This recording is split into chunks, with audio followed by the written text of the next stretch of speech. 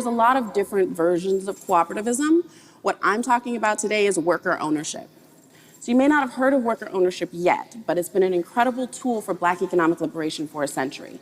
And it's also working all over the world right now. You may have heard of Black Wall Street or maybe the Zapatistas, but I'll give you an example that's a little bit closer to home. Right now, today, in South Bronx, is the country's largest worker-owned company. It's called Cooperative Home Care Associates. And it was founded by Black and Latinx home care workers who are now able to pay themselves living wages, they have full-time hours, they have benefits and a pension through their membership as a unit of SEIU.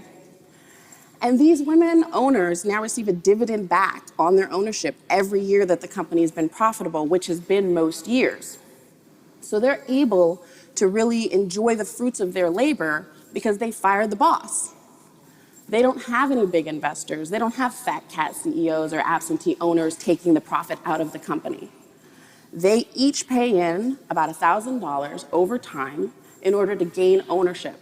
And now they own their job. Now, there's hundreds of more examples of companies like this springing up all across the country. And I'm so inspired by what they're doing because it really represents an alternative to the type of economy we have now, which exploits all of us. It also represents an alternative to waiting around for big investors to bring chain stores or big box stores to our communities, because honestly, those types of developments, they steal resources from our communities. They put our mom and pop shops out of business.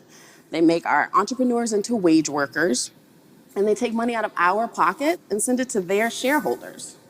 Learning from our unions, learning from our past, learning from our peers are all going to be very, very important to our success, which is why I'd like to leave you with one last example and a vision for the future.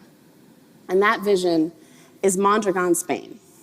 Mondragon, Spain is a community built entirely around worker cooperatives.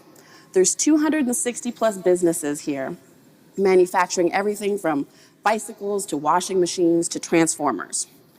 And this group of businesses now employs 80,000 people and earns more than 12 billion euro in revenue every year. And all of the companies there are owned by the people that work in them.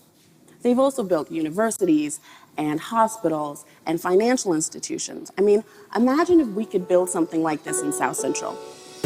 Follow us on our social media and help sustain this unique educational work by going to our website, worksusa.org/donate, or contribute to our Patreon community.